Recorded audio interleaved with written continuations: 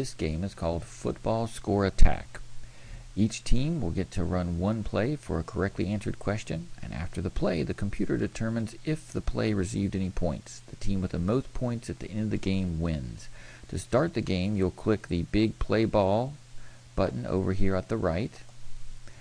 There are some initial instructions here on the next screen. This just tells you how you can divide your class into either 8 teams or use 8 individuals or some combination thereof to go through and play the game. Each time the instructor asks a question, they will click the red circle and the computer will determine whether that play that the team just ran received a touchdown for 7 points, a field goal for 3 points, or resulted in a fumble, which is no points.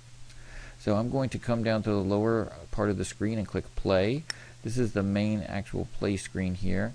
As you can see, some scores have already been put in here because we were playing it earlier just to test.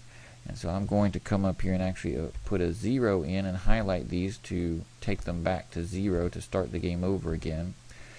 What we're going to do is basically ask our first question to our first team or first individual. We'll assume they got it correct, and then I'm going to click inside the red box here for that team to run their play.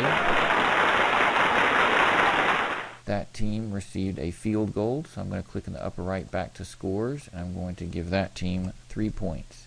I'm then going to come back to my red square again, ask the second team a question. They get it right. I'm going to click in the square again. And this time they also received a field goal. We will continue to do this until I run out of questions. There is 3 possibilities. The computer pretty much randomizes them. It will be a field goal, a touchdown, or a fumble. The field goal is, of course, worth 3 points, a touchdown worth 7, and a fumble is worth no points. That's the basic gameplay. Once you're finished and done with all your questions, you will click the End Game button over in the lower left to actually end the game. One note, when you're going through the actual game, when you come back around to the top and you're coming to the Team 1 again, or someone gets a second question, you'll need to add in their score. The computer doesn't do it automatically, so you'll need to add their score yourself here in the actual score fields. So for example, I'm going to ask Team 1 their second question. They get it right. I'm going to click in the square again. This time they have a touchdown this time. Go back to scores, and so I'm going to add that 7 points. We're going to assume they got the point after and everything correct, so we now have 10 points for Team 1. We continue to do this again until I run out of questions. When all the game is done and everything is over, you can simply close out the game and end it, and the next time you open the game, all of these will be brought back to 0.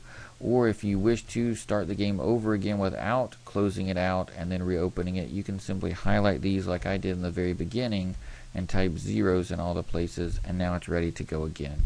One note is you cannot do that from the PowerPoint edit screen. So right now I'm in PowerPoint show mode, which is showing the presentation. If I escape out of here and go to edit mode where I can actually type on the screen and change different and add different slides and those type of things, I cannot change those fields from that screen. So I have to actually run it to actually be able to do that.